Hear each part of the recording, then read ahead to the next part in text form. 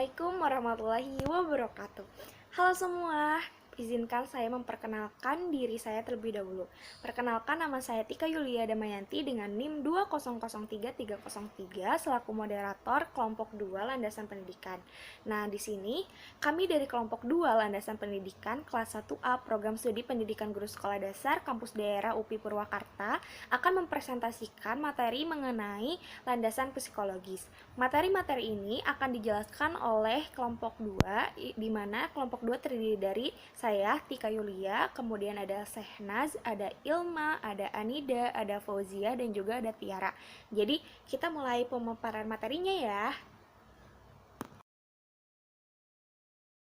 Jadi, untuk pemaparan materi yang pertama akan dijelaskan oleh saya sendiri, Tika Yulia Damayanti, dengan NIM 2003303 dari kelompok 2 kelas 1A.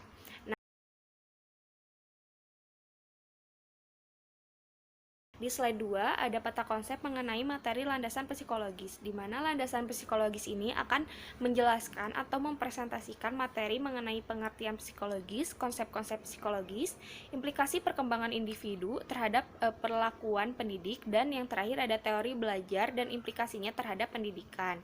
Lalu dilanjutkan ke slide 3. Ada pengertian psikologi, di mana dalam Kamus Besar Bahasa Indonesia, psikologi dapat diartikan sebagai ilmu yang berkaitan dengan proses mental, baik normal maupun abnormal, dan pengaruhnya terhadap perilaku. Jadi, psikologi ini berhubungan dengan ilmu tentang jiwa. Nah, selain itu ada pendapat dari Muhyiddin Syah, di mana psikologi ini adalah ilmu kehidupan mental, ilmu mengenal pikiran, dan ilmu mengenal tingkah laku.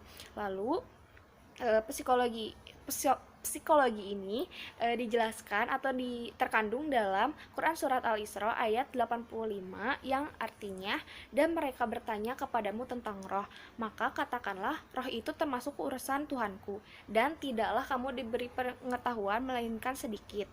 Nah, ayat 85 Quran Surat Al-Isra ini ditafsirkan oleh Al-Muhtasar, di mana tafsirnya itu adalah orang-orang kafir bertanya kepadamu tentang hakikat ruh sebagai bentuk penentangan. Maka jawablah mereka bahwa hakikat ruh dan kondisi-kondisinya termasuk perkara yang hanya Allah saja yang mengetahuinya, dan tidaklah kalian dan sekalian manusia diberi pengetahuan kecuali sedikit saja. Maka pengetahuan manusia itu terbilang sedikit dibandingkan pengetahuan Allah. Lalu maka landasan psikologi pendidikan itu merupakan kaidah-kaidah psikologi yang dijadikan acuan untuk mengembangkan pendidikan dan pembelajaran. Sehingga dengan landasan psikologi pendidikan ini, perumusan kebijakan pendidikan akan memahami perkembangan dan karakter peserta didik, teori belajarnya, metode pembelajarannya, dan juga yang lainnya. Dilanjutkan ke slide 4. Di slide 4 ini ada konsep-konsep psikologis, di mana konsep psikologis ini terbagi menjadi dua, ada prinsip-prinsip perkembangan dan ada pengaruh hereditas dan lingkungan terhadap perkembangan anak, di mana pengaruh hereditas dan lingkungan terhadap perkembangan anak ini juga dibagi menjadi dua, yaitu 3 teori yang berpengaruh pada perkembangan anak. Untuk yang pertama, di mana 3 teori ini ada teori nativisme, empirisme, dan konvergensi. Nah, selanjutnya yang kedua ada tahap dan tugas perkembangan individu serta implikasinya, di mana akan menjelaskan dari bayi ke kanak-kanak, ke remaja, ke dewasa awal, dan dewasa akhir. Untuk slide 5 akan menjelaskan mengenai konsep-konsep psikologis tentang prinsip-prinsip perkembangan, di mana perkembangan menurut Woolfolk adalah perubahan yang terjadi pada manusia atau binatang mulai dari saat pembuahan sampai dengan mati. Nah, selain itu ada pengertian perkembangan, yaitu perubahan yang terjadi secara teratur, berlangsung dalam waktu yang lama, serta mengarah kepada hal yang lebih baik. Lalu ada penyebab perubahan dalam perkembangan individu, yaitu ada 2 penyebab ya, ada kematangan dan ada juga belajar. Nah, untuk kematangan itu adalah hasil proses pertumbuhan dan perkembangan individu yang berlangsung bertahap hingga memunculkan kepribadian dalam diri individu itu sendiri. Itu pengertian kematangan menurut Herman. Lalu menurut Werner, kematangan itu adalah terlaksananya dengan baik tugas-tugas pertumbuhan dan perkembangan seseorang menuju struktur tingkah laku yang lebih tinggi. Nah, sesuai dari pernyataan-pernyataan tadi, maka kematangan psikologis ini adalah hasil proses pertumbuhan dan perkembangan yang terlaksana dengan baik sehingga mencapai tingkat kepribadian yang lebih tinggi dan dalam bertingkah laku secara wajar. Lalu penyebab yang kedua adalah belajar, di mana menurut Syaiful Bahri Zamarah, belajar itu adalah serangkaian kegiatan jiwa raga untuk memperoleh suatu perubahan tingkah laku sebagai hasil dari pengalaman individu dalam interaksi dan lingkungannya yang menyangkut kognitif, afektif, dan psikomotor. Nah, belajar itu merupakan faktor dari diri siswa yang sangat yang dapat berpengaruh besar dalam hasil pembelajarannya. Maka hal itu tentu sangat bergantung dengan kematangan psikologis siswa tersebut. Jadi siswa itu sangat bergantung hasil belajarnya terhadap kematangan psikologisnya. Nah, kematangan psikologis dari siswa ini akan berimbas pada minat yang tinggi terutama dalam belajarnya. Nah, minat belajar itu adalah hal yang muncul dengan pengaruh dan stimulasi dari individu tersebut, termasuk pengaruh kematangan pribadinya. Itu menurut Sudrajat. Baik, kita lanjutkan ke slide 6 mengenai arah perkembangan individu. Yang pertama ada individu berkembang secara menyeluruh. Jadi perkembangan individu secara menyeluruh itu contohnya kayak dari kepala hingga kaki dan dari pusat badan hingga kaki dan tangan. Jadi keseluruhan perkembangannya itu terjadi gitu. Atau mungkin bisa dikatakan dengan keseluruhan individu berkembang secara menyeluruh itu kayak misalnya dari fisiknya berkembang dan dari cara berpikirnya juga ikut berkembang gitu. Jadi secara menyeluruh itu kita berkembang. Nah, untuk poin yang kedua yaitu perkembangan struktur mendahului perkembangan fungsi. Jadi misalnya gini nih, kita itu kan struktur tubuh kita itu misalnya ada tulang dan otot kaki yang pasti bakal berkembang lebih dulu dibandingkan fungsinya. Jadi misalnya otot, tulang, dan kaki itu kan fungsinya untuk berjalan, maka perkembangan struktur itu akan ada terlebih dahulu dibandingkan fungsinya gitu. Selanjutnya perkembangan mulai dari yang bersifat umum ke yang bersifat khusus. Jadi pengenalan anak terhadap berbagai objek bergerak itu dari pengenalan secara umum atau misalnya tidak mendetail gitu ke arah yang lebih khusus atau mendetail gitu. Lalu selanjutnya yang keempat, perkembangan mental mulai dari konkret ke abstrak.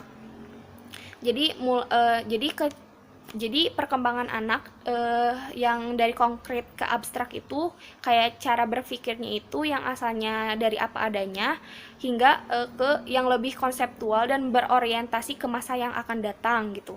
Lalu yang kelima ada bergerak dari egosentrisme kepada perspektivisme hingga dapat mengerti pendirian atau pandangan orang lain. Jadi dalam usia yang sangat muda ini anak akan memandang dirinya sebagai pusat dari segalanya gitu. Terus tapi lambat laun kondisi egosentris ini tuh akan berkembang ke arah pemahaman yang terhadap orang lain dan lingkungannya gitu.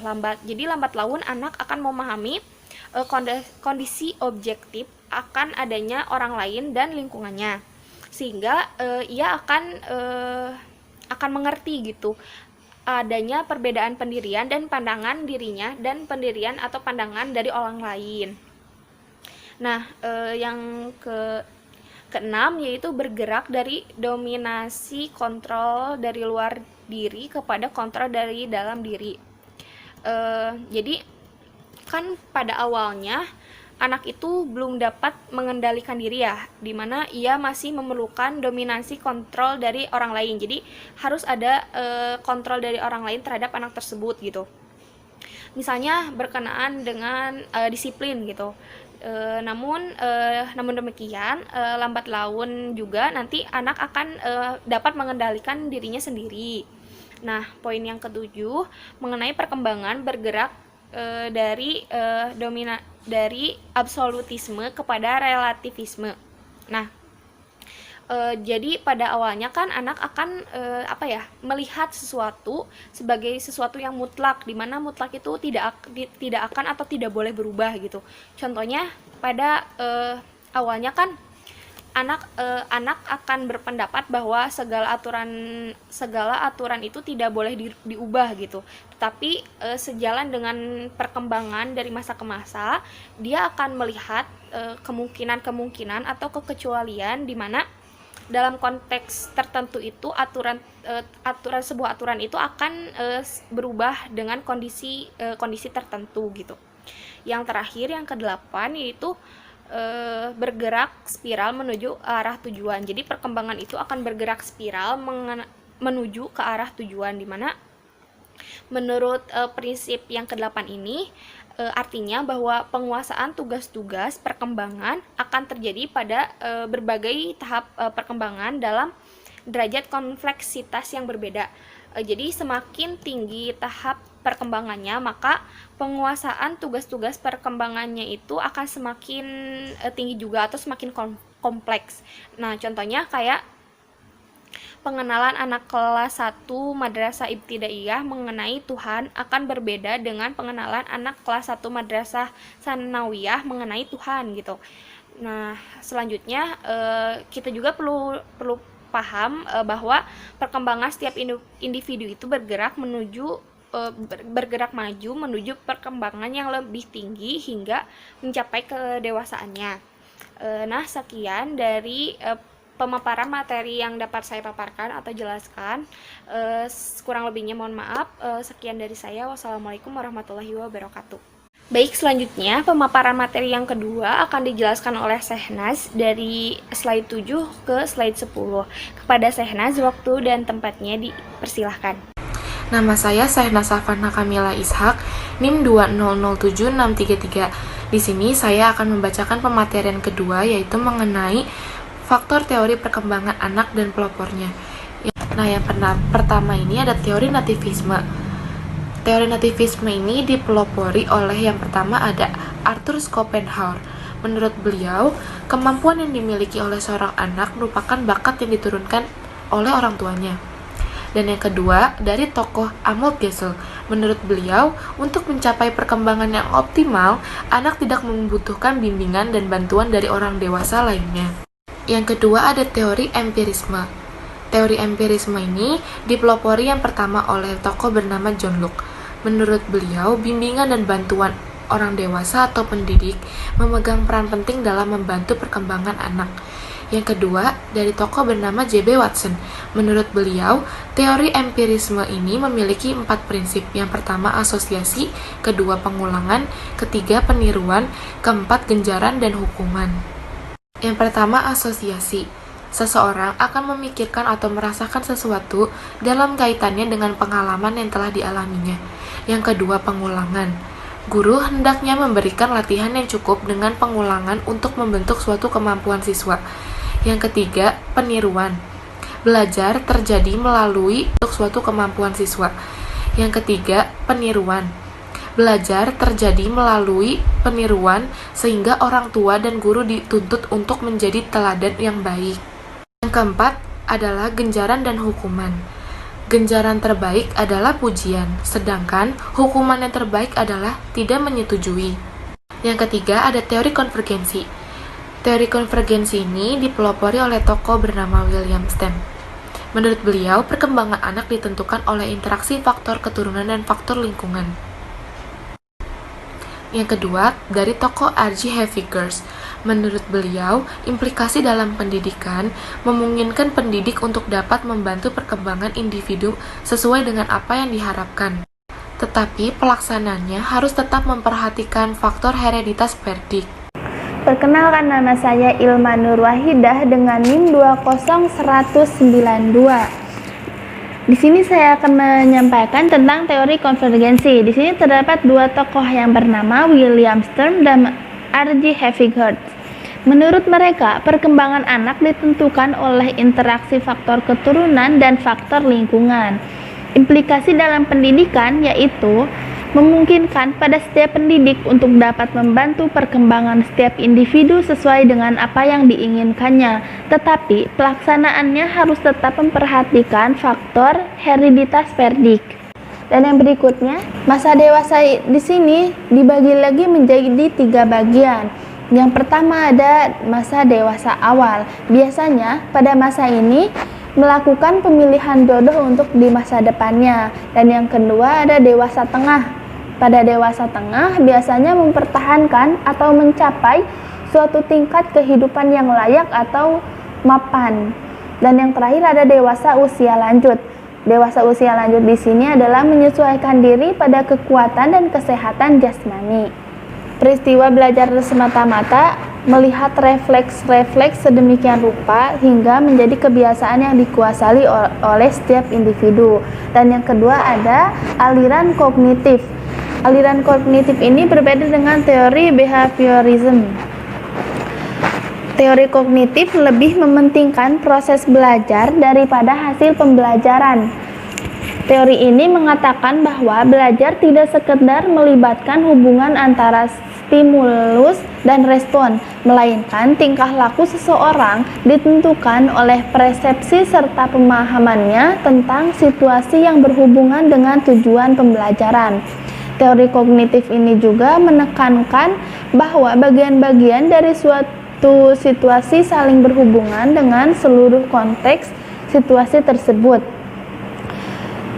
pada tugas, ganjaran, dan kedisiplinan. Dan yang berikutnya ada motivasi. Di sini bersifat ekstrinsik melalui pendidikan. Dan yang berikutnya ada metodologi. Metodologi di sini dijabarkan dengan rinci, mengembangkan keterampilan dan sikap. Dan yang selanjutnya ada tujuan kurikuler. Tujuan di sini berpusat pada pengetahuan, keterampilan, dan sikap. Dan yang selanjutnya ada bentuk pengelolaan kelas. Bentuk ini berpusat pada setiap guru. Dan yang berikutnya ada usaha mengefektifkan mengajar, menyusun program rencana, dan mengutamakan penugasan atau keterampilan. Dan yang berikutnya ada partisipasi, yaitu bersifat perdik pasif. Dan yang terakhir ada kegiatan belajar perdik, yaitu pemahiran keterampilan melalui kebiasaan bertahap rinci. Baik, saya ucapkan terima kasih kepada Ilma karena telah menjelaskan materi dengan baik. Selanjutnya materi akan dijelaskan oleh Anida. Kepada Anida, waktu dan tempatnya saya persilahkan. Halo teman-teman, perkenalkan saya Anida Nur Fitri dengan NIM 2003266 dari kelas 1 APGSD. Itu pembelajaran ini lebih mementingkan proses pembelajaran daripada hasil pembelajaran. Adanya asumsi dan implikasi. Seorang individu harus memiliki kemampuan memproses informasi. Nah, kemampuan memproses informasi ini tergantung dari faktor kognitif yang perkembangannya sesuai dengan usianya. Belajar yaitu proses internal yang kompleks berupa pemrosesan informasi. Hasil dari pembelajaran ini yaitu perubahan struktur kognitif. Cara belajar anak-anak dan dewasa ini tentunya berbeda, sesuai dengan tahap perkembangannya. Perilaku individualis berdasarkan pada tingkat perkembangan kognitifnya. Motivasi itu bersifat intrinsik, artinya ciri atau khas dari setiap materinya itu tersendiri. Mengandung metodologi yang mengembangkan keterampilan dalam berpikir. Tujuan kurikuler dikembangkan secara konferensif untuk mengembangkan inteligensi. Bentuk dari pengelolaan kelas berpusat pada perdiknya itu tersendiri. Usaha mengefektifkan kelas berupa pengetahuan yang terpadu. Partisipasi verdik ini yaitu belajar, kegiatan belajar melalui titikan dan pemahaman. Tujuan umum mengembangkan kemampuan kognitif dengan optimal dan menggunakannya secara bijak. Yang kedua adalah teori humanisme. Teori humanisme ini juga sama, ada prinsip dan implikasi. Namun dari teori humanisme ini, individualisme itu memahami sesuatu itu harus totalitas, tidak hanya setengah-setengah. Metode yang digunakannya itu adalah life history atau pengalaman atau sesuatu yang telah terjadi. Mengakui pentingnya personal freedom dan responsibility, maksudnya itu suatu keputusan dan tanggung jawab dalam memilih sesuatu, karena proses mengambil keputusan ini berlangsung sepanjang hidup. Berpikirnya itu dengan bersifat dinamis dan aktif, banyak diterapkan di bidang psikoterapi dan konseling untuk meningkatkan pemahaman diri. Yang terakhir adalah aliran teori humanistik. Aliran teori humanistik ini dibagi menjadi 4. Yang pertama adalah Bloom dan Cartwright, yang kedua adalah Kolb, yang ketiga adalah Horney and Mumford, dan yang terakhir adalah Habermas. Nah, aliran teori humanistik ini, yang pertama adalah Bloom dan Cartwright itu dibagi menjadi 3. Ada kognitif, psikomotor, dan afektif. Nah, psikomotor ini juga ada 4 tingkatan. Yang pertama adalah pengetahuan, pemahaman, aplikasi, dan analisis sintesis. Psikomotor dibagi menjadi 5 tingkatan. Yang pertama adalah peniruan, penggunaan, ketetapan, perangkaian, dan naturalisasi. Nah, afektif ini juga dibagi menjadi 5. Yang pertama adalah pengenalan, merespon, penghargaan, pengorganisasian, dan pengalaman. Teori yang kedua adalah Kolb, aliran teori humanistik Kolb, yaitu pengalaman yang konkret, pengamatan aktif dan relatif, konseptualisasi, dan eksperimentasi yang aktif. Sekian yang bisa saya sampaikan. Mohon maaf bila ada kesalahan. Wassalamualaikum warahmatullahi wabarakatuh. Baik, selanjutnya materi akan dilanjutkan oleh Fauziah dari slide 19 sampai 22. Kepada Fauziah, waktu dan tempat untuk menjelaskan materi dipersilahkan. Assalamualaikum warahmatullahi wabarakatuh. Sebelumnya perkenalkan, nama saya Fauziah Anindya Mahfazah dengan nomor induk mahasiswa 2003223 dari kelas 1 HPSD. Saya di sini ingin mempresentasikan materi tentang landasan psikologis. Isi materinya itu, yang pertama itu saya mempresentasikan tentang aliran teori humanistik. Aliran teori humanistik ini di dalamnya itu ada Honey dan Mumford, dan yang kedua ini ada Habermas atau belajar dipengaruhi oleh interaksi. Honey dan Mumford ini terdiri dari 4 tipe peserta didik atau 4 tipe perdik. 4 tipe peserta didik ini diantaranya yang pertama ini ada aktivis. Aktivis itu orang yang suka melibatkan dalam hal baru, berpikir terbuka dan mudah diajak berdialog. Dan yang kedua ini ada reflektor. Reflektor ini berhati-hati dalam mengambil langkah. Yang ketiga ada teoritis. Teoritis ini peserta didik yang sangat kritis. Dan yang keempat ini ada pragmatis. Pragmatis ini besar menaruh perhatian pada aspek-aspek praktis dari segala hal. Yang kedua atau bagian yang kedua ini ada Habermas. Selanjutnya itu ada Habermas, yaitu belajar dipengaruhi oleh interaksi. Belajar yang dipengaruhi oleh interaksi ini atau Habermas ini terdiri dari 3 tipe belajar. Yang pertama ada belajar teknis. Belajar teknis ini artinya peserta didik belajar berinteraksi dengan alam sekelilingnya. Yang kedua ada belajar praktis, artinya interaksi peserta didik dengan orang-orang di sekitarnya. Dan yang ketiga ada belajar emansipatoris. Belajar emansipatoris ini artinya peserta didik berusaha mencapai pemahaman dan kesadaran dari suatu lingkungan. Selanjutnya ada materi tentang tokoh-tokoh humanisme. Belajar yang dipengaruhi oleh interaksi ini atau Habermas ini terdiri dari 3 tipe belajar. Yang pertama ada belajar teknis. Belajar teknis ini artinya peserta didik belajar berinteraksi dengan alam sekelilingnya. Yang kedua ada belajar praktis, artinya interaksi peserta didik dengan orang-orang di sekitarnya. Dan yang ketiga ada belajar emansipatoris. Belajar emansipatoris ini artinya peserta didik berusaha mencapai pemahaman dan kesadaran dari suatu lingkungan. Selanjutnya ada materi tentang tokoh-tokoh humanisme. Tokoh-tokoh humanisme ini dibagi menjadi 3. Yang pertama ada Koms. Koms itu jika kita ingin mengubah perilaku seseorang, maka kita harus mengubah keyakinan dan pandangan orang tersebut. Terus yang kedua ada Maslow. Maslow ini artinya suatu usaha yang positif untuk berkembang atau kekuatan untuk melawan atau menolak perkembangan itu sendiri. Dan yang ketiga ini ada Rogers. Rogers ini artinya pendekatan pendidikan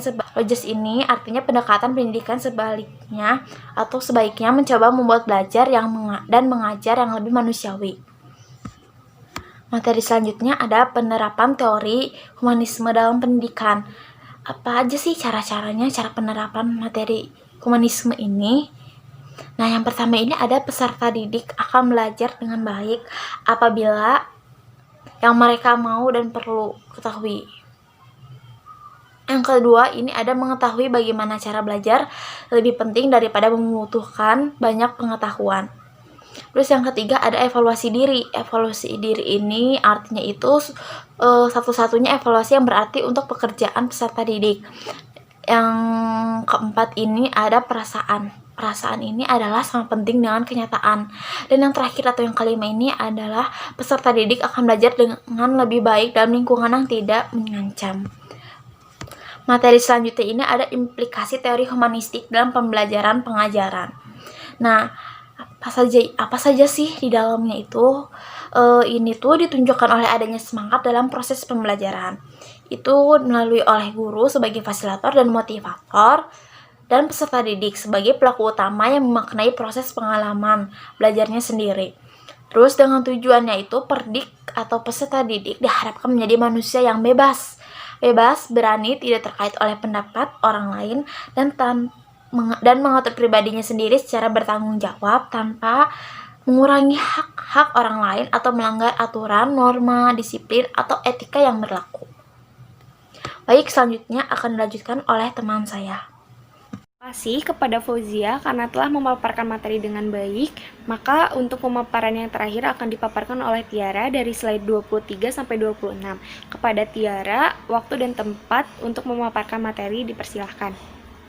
Assalamualaikum warahmatullahi wabarakatuh. Izin memperkenalkan diri, nama saya Tiara Lutfi dengan NIM 2002853. Di sini saya akan melanjutkan materi mengenai kelebihan dan kekurangan teori humanistik. Kelebihannya itu, 1. Bersifat pembentukan kepribadian, hati nurani, perubahan sikap, analisis terhadap fenomena sosial. 2. Perdik merasa senang dalam berinisiatif belajar. 3. Guru menerima perdik apa adanya, memahami jalan pikiran perdik. Yang kedua, yaitu ada kekurangan. Yang pertama adalah bersifat individual. Selanjutnya ada proses belajar yang tidak berhasil jika tidak ada motivasi dari lingkungan yang mendukung. Materi selanjutnya ialah kepribadian anak usia sekolah dasar. Kepribadian atau personality merupakan suatu ciri atau karakteristik khas dari seseorang yang bersumber dari pembentukan yang diterima dari lingkungan. Dalam bahasa populer, kepribadian juga berarti ciri-ciri watak yang konsisten. Selanjutnya, karakteristik kepribadian yang dimiliki oleh anak usia sekolah dasar. Setiap individu pasti memiliki karakter yang berbeda-beda dan kepribadian akan semakin matang dengan sendirinya. Faktor utama dari kematangan karakteristik ialah pengalaman. Berikut adalah sifat anak SD pada umumnya. 1. Egosentris. 2. Pembangkang ketika diperintah oleh guru atau dua orang tuanya karena menurutnya itu tidak harus melakukannya. 3. Menganggap dirinya selalu benar dalam hal apapun. 4. Selalu mengeluarkan protes-protes. Yang kelima, selalu ingin tahu tentang hal-hal baru yang mereka telah temukan. Yang keenam, berkelompok ketika mereka sudah berpikiran matang. Selanjutnya, ada faktor-faktor yang mempengaruhi perkembangan kepribadian anak usia sekolah dasar. Yang pertama yaitu adalah faktor internal. Faktor internal adalah faktor yang berasal dari diri sendiri. Biasanya anak mendapatkan faktor ini yaitu terbawa dari faktor genetis atau bawaan dari kedua orang tuanya. Yang kedua, faktor eksternal. Faktor eksternal merupakan faktor yang berasal dari luar anak tersebut. Contohnya lingkungan sekolah, lingkungan kebudayaan, dan lingkungan keluarga. Untuk menggambarkan bagaimana pengaruh keluarga, Dorothy Lamotte mengungkapkan bahwa jika anak dibesarkan dengan celaan, ia belajar memaki. Jika anak dibesarkan dengan permusuhan, ia belajar berkelahi. Jika anak dibesarkan dengan cemoohan, ia belajar rendah diri. Jika anak dibesarkan dengan penghinaan, ia belajar menyesali diri. Jika anak dibesarkan dengan toleransi, ia belajar menahan diri. Jika anak dibesarkan dengan dorongan, ia belajar mempercaya diri. Jika anak dibesarkan dengan pujian, ia belajar menghargai. Jika anak dibesarkan dengan sebaik-baik perlakuan, ia belajar keadilan. Jika anak dibesarkan dengan dukungan, ia belajar menyenangi dirinya. Jika anak dibesarkan dengan kasih sayang dan persahabatan, ia belajar menemukan cinta. Selanjutnya, ada 9 jenis emosi dalam mengambil keputusan menurut Jamie V. Konoido. Yang pertama ada apathy, yaitu ketidakadilan. Yang kedua ada grief, yaitu kesedihan. Yang ketiga ada fear atau ketakutan. Yang keempat ada lust atau keserakahan. Yang kelima ada anger atau kemarahan. Yang keenam ada pride, yaitu kesombongan. Yang ketujuh yaitu courageous, yaitu keberanian. Yang kedelapan adalah acceptance, yaitu penerimaan. Dan yang terakhir adalah peace, yaitu kedamaian. Sekian dari saya, mohon maaf bila ada kesalahan kata. Wassalamualaikum warahmatullahi wabarakatuh. Alhamdulillahirrabbilalamin, pemaparan materi mengenai landasan psikologi telah selesai dipaparkan oleh kelompok 2. Untuk kurang lebihnya mohon dimaafkan. Apabila ada kesalahan kata, salah pengucapan atau yang lainnya mohon dimaafkan juga. Sekian dari kelompok 2. Wabillahi taufiq wal hidayah. Wassalamualaikum warahmatullahi wabarakatuh.